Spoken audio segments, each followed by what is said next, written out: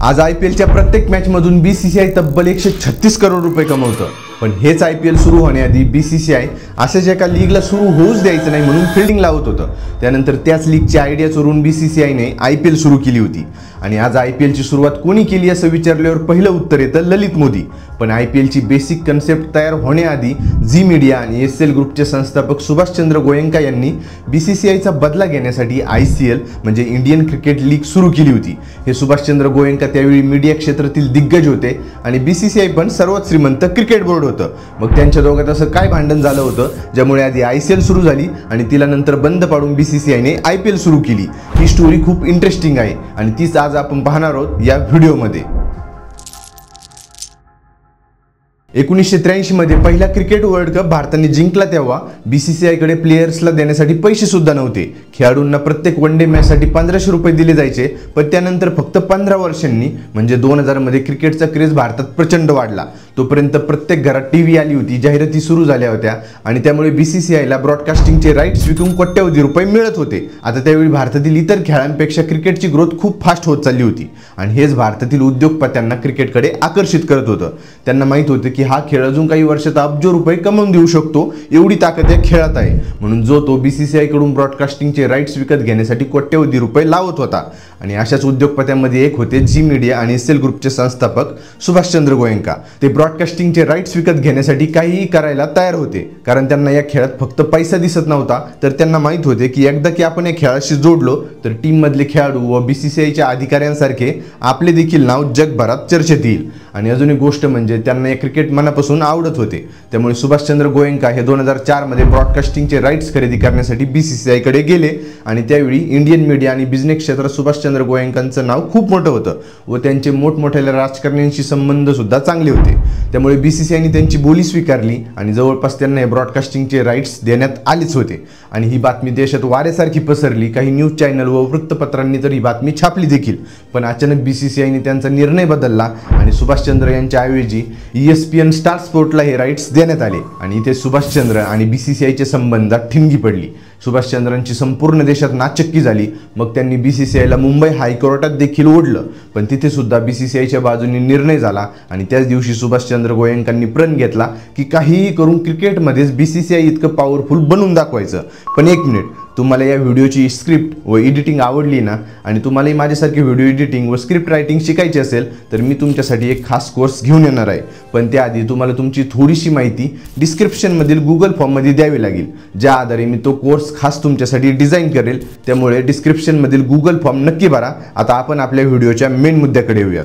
त्यानंतर 3 वर्षांनी T20 cricket खेळणं सुरू झालं आणि पहिल्यांदा जो ऑर्गनाइज झालेला T20 वर्ल्ड कप भारताने जिंकला। त्यावेळी धोनी, युवराज सिंग, गौतम गंभीर असे मोठमोठे स्टार खेळाडू तयार झाले आणि या प्रसिद्धीच्या झोतामुळे BCCI जगातील सर्वात श्रीमंत क्रिकेट बोर्ड झालं। इकडे सुभाषचंद्र गोयंकांच्या अंगाचा तिळपापड झाला। त्यांनी काय करता येईल याचा शोध सुरू केला आणि त्यांना एक संधी दिसली। त्यांच्या लक्षात आलं की जगभरात फुटबॉल, बेसबॉल या खेळांच्या लीग खूप प्रसिद्ध होत आहेत आणि त्यात पैसा पण खूप कमावला जातोय, तसंच आपण क्रिकेटमध्ये पण उभा करू शकतो। ही आयडिया त्यांच्या डोक्यात बसली।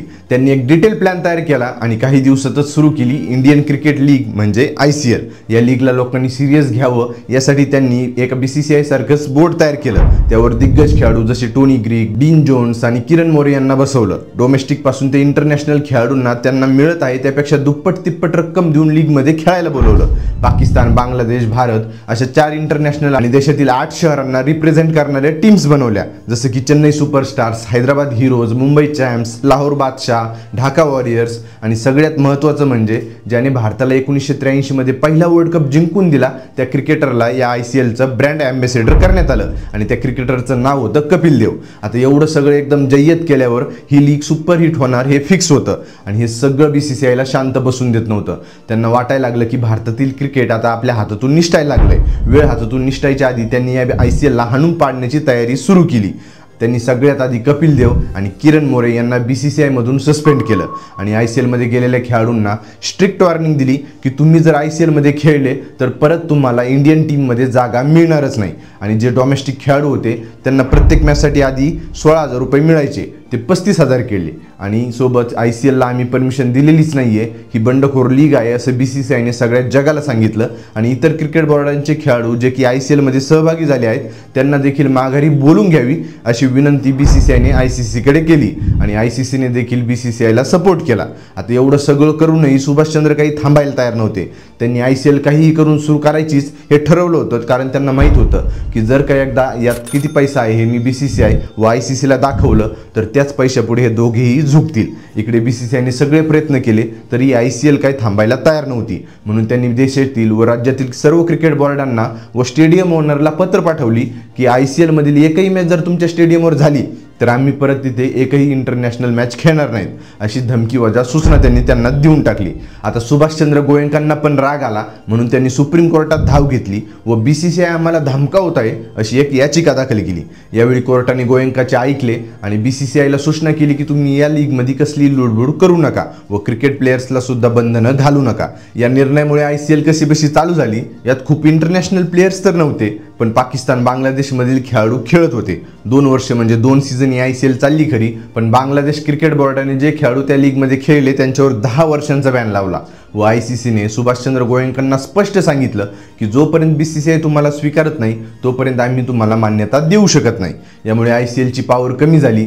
आता ही संधी पाहून BCCIने स्वतःची अशीच एक एखादी लीग सुरू करायची जिम्मेदारी ललित मोदी यांच्यावर सोपवली, कारण ललित मोदी 1995 पासून अशी एक लीग सुरू करावी याचा पाठपुरावा करत होते। BCCIला कळून चुकले होते की जर आपण T20 क्रिकेटमध्ये आत्ताच काही केलं नाही तर भविष्यातील भारतातील क्रिकेट आपल्या हातातून निसटेल, म्हणून त्यांनी जर आपण वेळ न वाया घालवता ICL सारखीच IPL म्हणजे इंडियन प्रीमियर लीग सुरू केली आणि जगभरातील दिग्गज खेळाडूंना यात सहभागी करून घेतले। ICCने देखील या लीगला मान्यता देऊन टाकली। पुढे 2008 मध्ये IPL पहिल्यांदा खेळवण्यात आली व दिग्गज खेळाडू व प्रशस्त नियोजनामुळे हा सीझन अपेक्षेपेक्षा जास्त हिट झाला।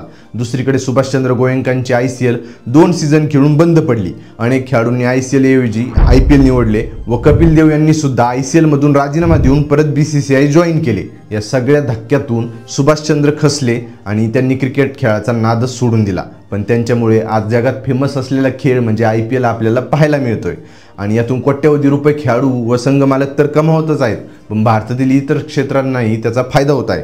तो कसा, तो मी या व्हिडिओमध्ये सविस्तर सांगितले आहे, तो तुम्ही इकडे आय बटनवर क्लिक करून पाहू शकता। तर ही होती IPL सुरू होण्याची इंटरेस्टिंग गोष्ट।